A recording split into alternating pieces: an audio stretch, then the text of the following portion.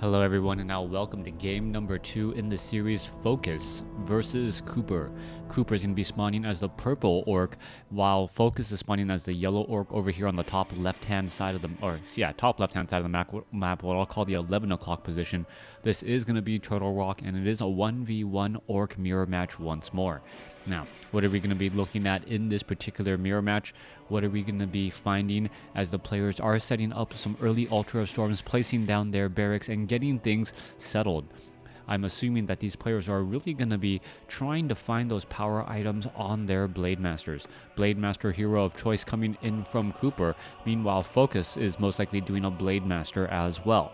Now, there are a number of good options for early creeping. The giant sea turtle here can offer slippers of agility. Meanwhile, the ogre warriors in these corner creep camps do offer the claws of attack +6, gloves of haste, or circlets of nobility. Now, it may come down to who does get the better drop in these particular matchups. As we're taking a look at Cooper here, being able to clear out or scout out this location, noticing that his opponent has not spawned at that particular location there. Now, what is going to be happening as the Blademaster will be making its way out here in just a moment, timing on the Voodoo Lounge so that you can clear out these orange and green creep camps and head back home, shop, sell that scroll of town portal, as we're now looking at the Blademaster making a bit of rounds. Now, Blademasters will most likely be trying to creep out the orange creep camps relatively early. Blademaster looks like he's actually going to try and sell to pick up, and he actually activates his wind walk slightly earlier than his opponent, so he'll be the one to pick up the Dust of Appearance. And did he get the Circlet of Nobility? No, they split the items. One getting the Dust of Appearance, the other getting this the Circlet of Nobility, as now Focus chasing after this, well, what will soon be a low hit point grunt.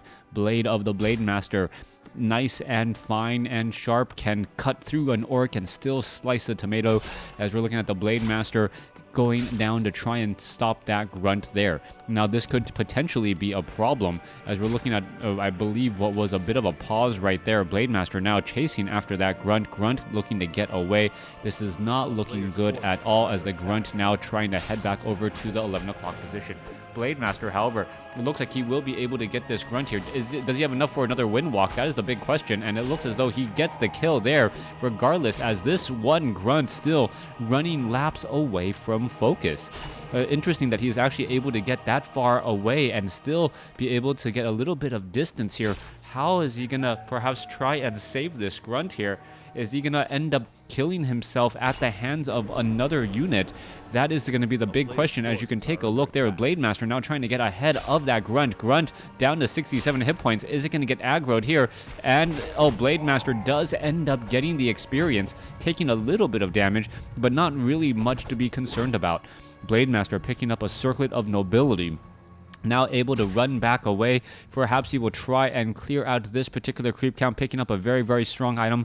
Blademaster of Focus looking to pick up Boots of Speed, maybe. Nope, not taking up Boots of Speed, going straight after that Ogre Magi for that he does pick up the Boots of Speed, and now going after the Ogre Magi to get that powerful item off in the corner. Blademaster with the ability to wind walk past units, able to get himself in a position where two of the Ogre Warriors are unable to deal damage. He picks up a Pendant of Energy, drops the Watcher Ward, and is now going to move along his merry way. Alright, selling some items, healing back up. One grunt, nope, not getting healed at all there. There we go, finally getting healed back down across over here. We'll see where these units are going to be traveling off next. It looks as though the Mantle of Intelligence was cleared from this location. And there is he actually going to try and go after this Forest Troll Warlord? I would actually be very surprised if he does do a 4-unit surround here to take down this Forest Troll Warlord, and he is doing exactly that. Cooper being very aggressive here. He needs to run away with that grunt, and that's exactly what he's doing. He's going to be backing off. He heals that one particular unit, now going after some Romanian units, and this is a rather impressive creep pattern. This is not something that you normally see all that often, as you're now taking a look here. The Blademaster still has plenty of healing to go around, and he's going to be finishing off some more units here. Are we going to perhaps see a Dust of Appearance? Most likely not, because Cooper knows that this is not your normal creep pattern.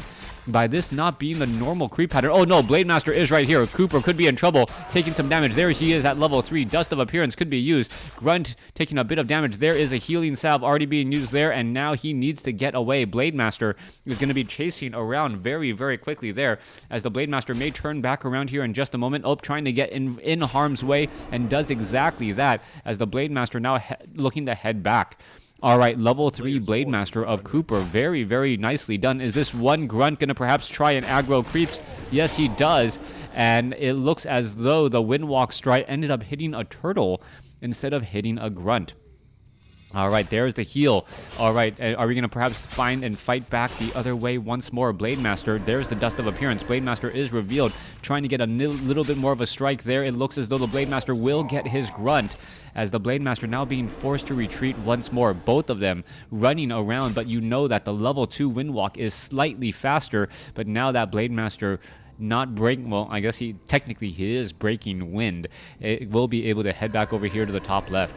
All right, Dust of Appearance. That Blademaster is still revealed. Is he gonna get no, he does not want to risk the Hex, and you see that exactly happen right there. A Hex would have gone down onto that Blademaster. Cooper saw that he didn't have enough mana and decided against trying to break that healing on that Blademaster once more.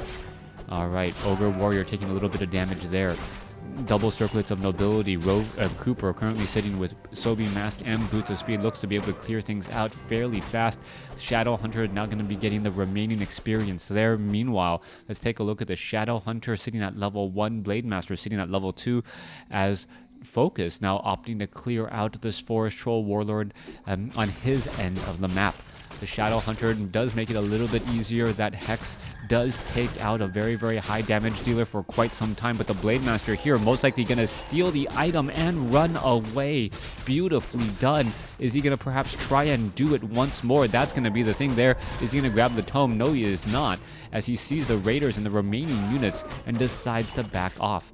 Shadow Hunter of Cooper sitting at level 1. Let's take a look. Ogre Magi off over here is still available, so does offer a very, very good item, and still that all-important Watcher Ward. If you can pull that Ogre Magi to the center portion of the map here, it does reveal a lot more of this alleyway, and it also reveals the units as they're coming through here. All right, let's go ahead and take a look. Ogre Magi going to get taken down. Blademaster of Cooper picking up that Watcher Ward, so he will know when his opponent is right there.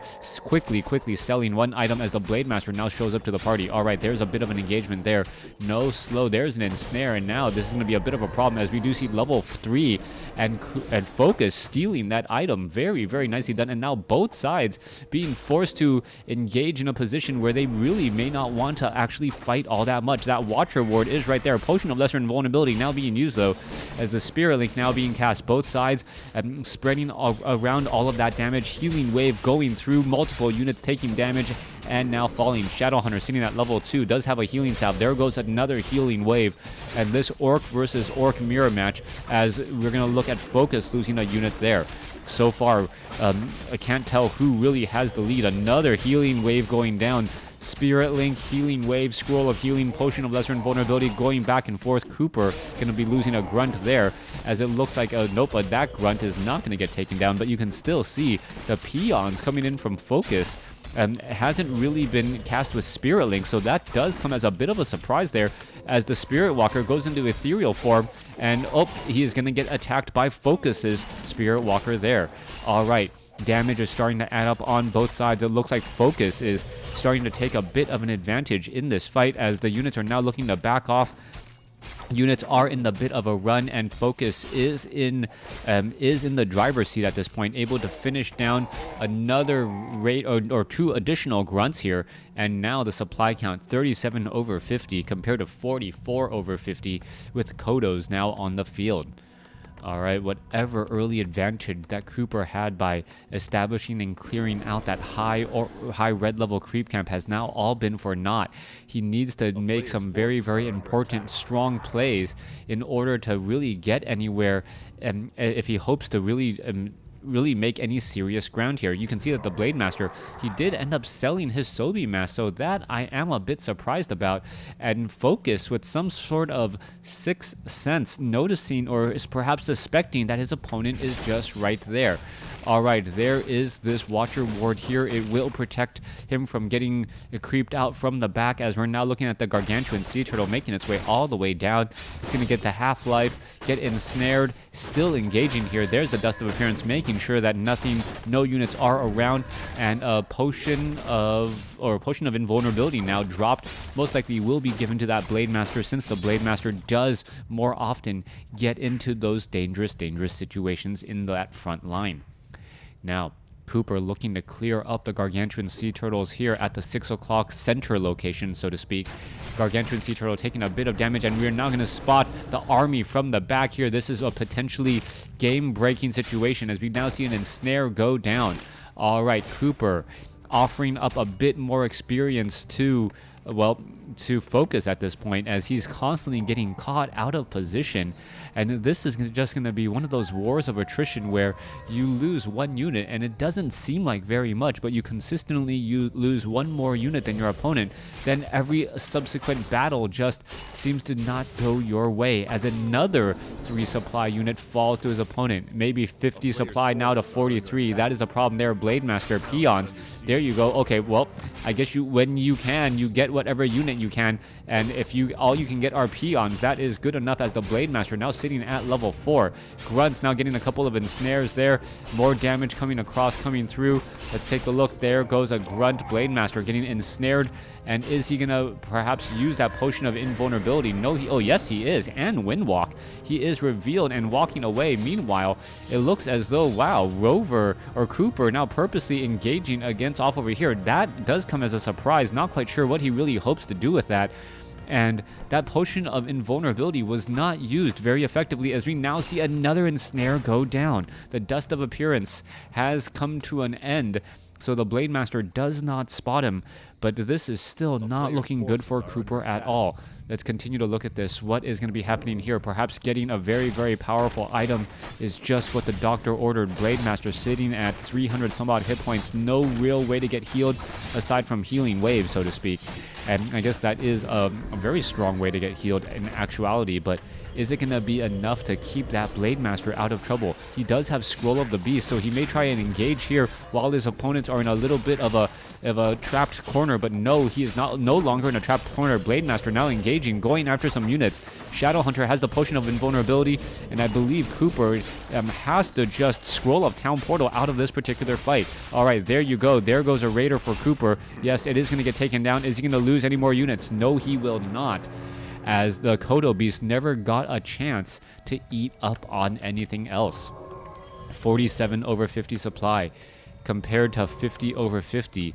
Focus now also opting to go into Fortress, and this is actually fairly interesting. Shadowhunter, Blademaster, as much as Cooper has been behind throughout this game, he's not really that far behind. Let's take a look. Weapons upgrades are there any weapon upgrades difference? Okay, 1-0 versus 0-0, so that could be the big difference there. We are going to be looking at Focus does spot this. Are we going to see this Gargantuan Sea Turtle get taken down? Yes, you are. There is the item pickup, Wand of Mana Stealing.